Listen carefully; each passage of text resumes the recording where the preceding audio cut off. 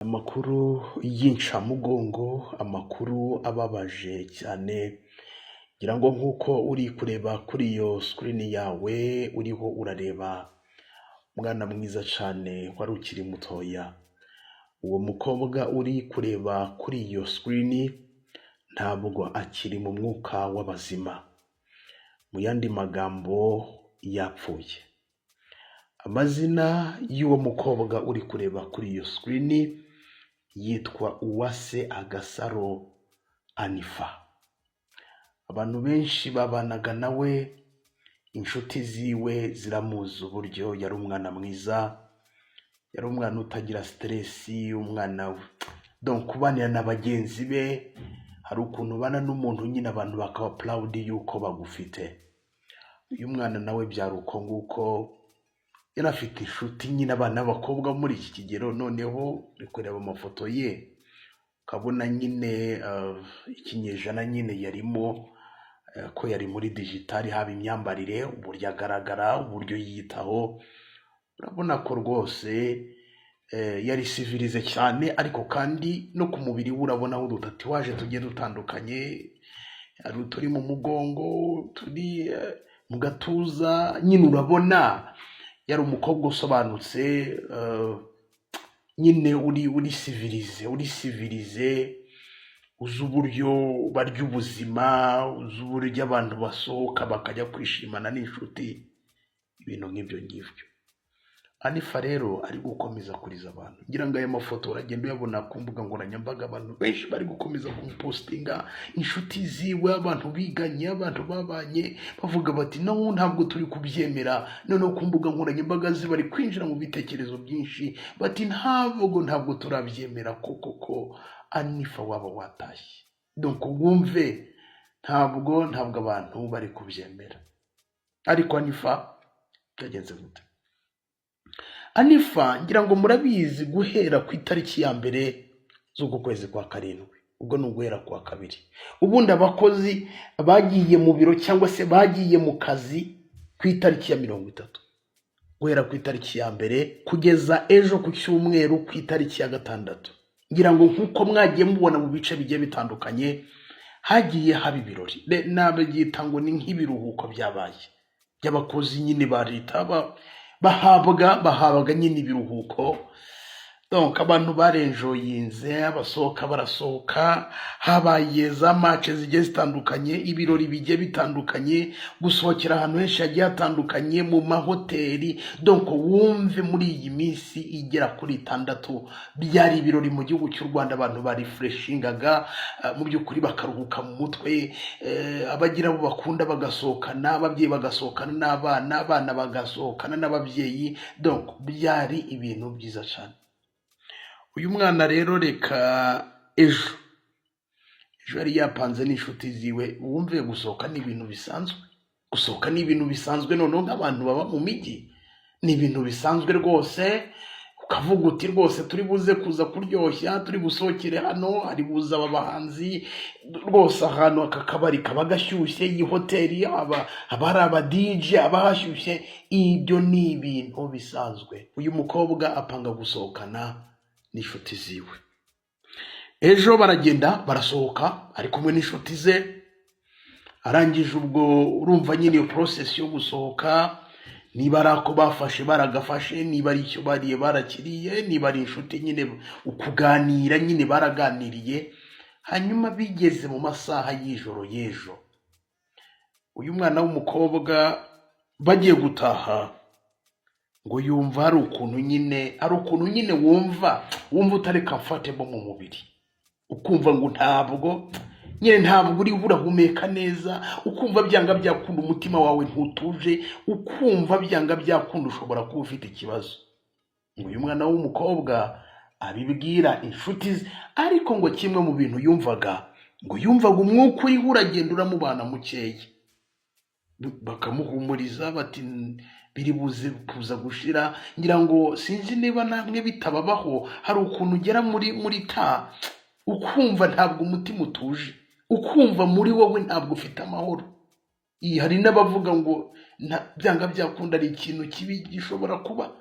Nyine ngira ngo ikiremwa muntu cyose byanga byakunda iyita umuntu ayigeramo. So bakumva rero ko ari ibyo ngibyo bisanzwe, nibyo byo kuvuga umwuka uri buraba mukeya, ari guhumeka nabi, nyine bakumva ko ko biri buze kuza kuba byashira. Hanyuma inshuti ze zikamubaza ngo none se nta hantu waba uri kubabara? Umukobwa akavuga ati nubwo ibyo ngibyo biri kumbaho, nta hantu ndi kubabara rwose, ntabwo mubiri uri kundya, nta hantu ndi kubabara, usibye icyo ngicyo cy'umwuka nyine ndi kumva ari ikibazo. Umwana w'umukobwa arangije ibyo birarangira, barataha, agera mu rugo. Uyu mwana w'umukobwa mu ijoro akomeza kumva ibintu bikomeza byanga. Hari ukuntu umuntu yikomeza ngo ndibuze kuza kuba namererwa neza, nawe nicyo cyizere yariho. Biravugwa ko muri iki gitondo cyo kuwa mbere nibwo uyu mwana w'umukobwa bamujyanye ku bitaro, birangira apfiriye ku bitaro. Umva nyine iyo process, ayo masaha, hagati y'ayo masaha yasohotse ameze neza. Biravugwa ko ngo yasohotse ameze neza, nta kibazo na kimwe ari kwiyumvaho. Urumva nyine ari ikibazo, yavuga ati ntabwo ndi busohoke, ariko yasohokanye n'inshuti ziwe ameze neza, nta kibazo, ari super, nta kibazo na kimwe afite. Ariko amasaha agiye gutaha nibwo byatangiye kwanga umubiri, umva utangiye kwanga, kugeza navuga ko ari nk'amasaha ubwo wenda ni nk'icumi cyangwa nk'umunani. Urumva nyine mu tubari niba wasohotse cyangwa se ugasohokera muri hoteli, ukagera nyine hari ukuntu mugeza mu masaha 5 agasa sita, nyine iyo mwasohotse rega mwasohotse, kandi ibintu burya bitangira gushyuha, ngo banze biba bigeze nko mu masaha 4 saa 5 gutyo nibwo ibintu bitangiye gushyuha. Ubwo wenda byashoboka ko banagejeje wenda no mu masaha wenda ya saa 6, kuko niho abantu benshi nyine ubona bari gutaha saa 7. Kuri ubu ngo ubanza harya no gufunga saa 8, ntabwo mbizi kuko ntabwo ubuzima njya bubamo nyine bwo gusohoka ngo no kugira gute ngo ngiye kubyina ngo ntabwo ibintu njya mbibamo. Ariko byanga byakunda basohotse nyine bajya kunezerwa, uyu mukobwa apfa muri ubu buryo. Hanyuma abantu bari kuvuga ngo none izi nshuti baba basangiye ntabwo byaba nyine, urumva gusohoka uhura n'abantu benshi, hari n'igihe ngo umuntu musohokana ukaza kumubura, nyine mukaza kuburana tu, wajya kureba ngo ukamusanga ngo nk'iyo hirya ngo ari kumwe n'abandi bantu ngo bahuye cyangwa se bahuje urugwiro batanaziranye cyangwa bari kubyina. Abantu bakavuga ngo none aba bantu basohokanye ntabwo ari bo buriya babaza umwana w'umukobwa buri kimwe cyose uko cyagenze. Ariko wa mugani ntabwo byabura, ni ukuba nyine wenda basohokanye bana babaza bati none se mwagiye gute, byagenze gute, uyu mwana yatangiye gufatwa gute, ese yaba yarasangiye na bande, nyine kugira ngo bamenye ngo ikibazo cyaba kiri hehe. Ese ni bande baba baramuguriye, ese yaba yarasohotse agasiga nk'icupa rifunguye, kuko hari ukuntu abantu bagira nabi, ugasanga umwana w'umukobwa arasohotse yarangiza agasiga nk'icupa rifunguye. Ibyo ni ibintu bisanzwe murabizi, umuntu akabamukirira nabi. Ibyo bintu nk'ibyo ngibyo mu by'ukuri abantu benshi bari gukomeza kubigarukaho, ariko kandi murabizi abana b'abakobwa, igitsina gore, abantu bakunze gupfa utuntu tw'ubusa. Hari n'abarogana rwose akaba yavuga ati nzagukura ku isi.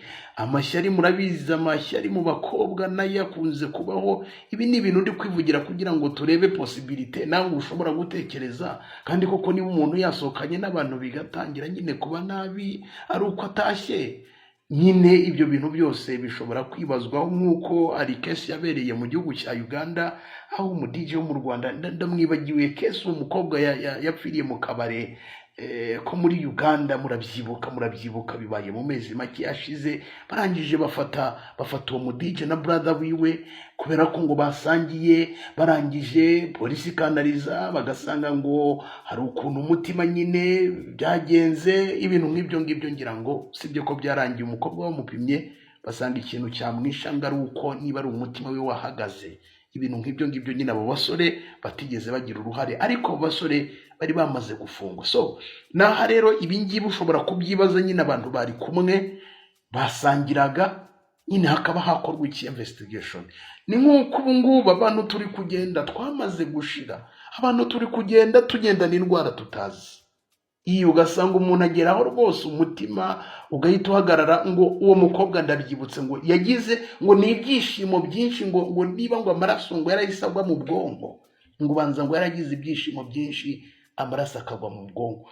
Urumva indwara nk'izo ngizo, urishimye ngo amaraso agwa mu bwonko, nuko nyine amaraso arayoba agwa mu bwonko. Urumva nyine indwara tugendana ni nyinshi. Buriya umuntu bamupimye n'abahanga bakaza bagapima basanga ari indwara zikomeye cyane, ku buryo umuganga ashobora kuvuga ati ahubwo n'Imana ikurinda. Byanashoboka ko wenda uyu mwana w'umukobwa wenda hari n'izindi ndwara yari afite, kuko turazigendana. Donc murumva ndi gukora ku mpande zose kugira ngo mu by'ukuri ngerageze kubaransa buri kimwe cyose twaganiriye muri iyi nkuru. Ariko nuko nguko bimeze, Uwase Agasaro Hanifa ari gukomeza kubabaza abantu. Umukobwa mwiza cyane w'ikimero. Hari ukuntu kera twari tuzi ngo abantu beza ngo urupfu rurabatinya, mwokagira Imana. So ubu ko ari ikintu kizima tuzigera dukura kuri iyi si? Ushakisha ibintu ukagira gute, ugasiga umubiri ukagira gute, mbese pe ukaba wawusize pe ugasuka, mbese ku buryo uca mu nzira abantu bakavuga ngo dore igitangaza, dore umugabo w'igitangaza, dore umugore w'igitangaza, dore umwana w'igitangaza, nyine buri kimwe, dore umukobwa w'igitangaza. Ariko iyo urupfu ruje mwokagira Imana mwe, nta mpuhwe na ngeya, nta nubwo urupfu ruvuga ngo reka nze mbe nitonze umwana w'umukobwa ejo hashobora kuba heza, reka mbe mwitondeye abantu baramukunda, donc societe iracyamukunze, reka mbe mwitondeye. Urupfu iyo rwaje ruba rwaje nyine. Reka dukundane muri iyi si, reka dukundane, kubera ko iherezo rya twese ni rimwe. Urupfu niyo nzira burya iduhuza, ajya nkunda kubivuga. Abantu batekereje uburyo nyine ubuzima bw'abantu nyine bugira garanta, abantu bakundana bakavuga bati se none ubundi twese n'ubundi bizarangira nta n'umwe uri guhumeka, nta n'umwe uri kuvuga, ubundi twakundanye. Ibintu nk'ibyo ngibyo ni ukuri.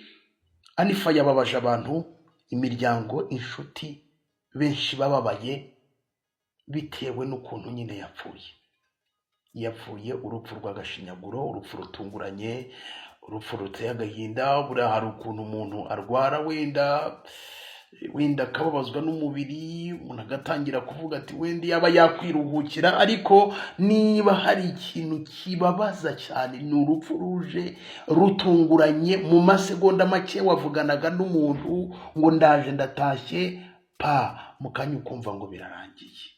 Nirwo umva birababaza. Nta cyiza cy'urupfu. Reka nsorezanga ndabihanganisha imiryango, ababyeyi, n'ukuri no kwihangana, inshuti, abavandimwe. Ndabizi ko muri mu bihe bitoroshye, ariko uyu mwana w'umukobwa tuzongera guhura nawe ubwo Kristo azaba agarutse. Ndabakunda, nitwa Shadu, iyi ni Shadu 250 TV. Niba utarakanda subscribe ubikore, tujye tubana mu nkuru n'ibiganiro tugenda tubagezaho tano kwa tano.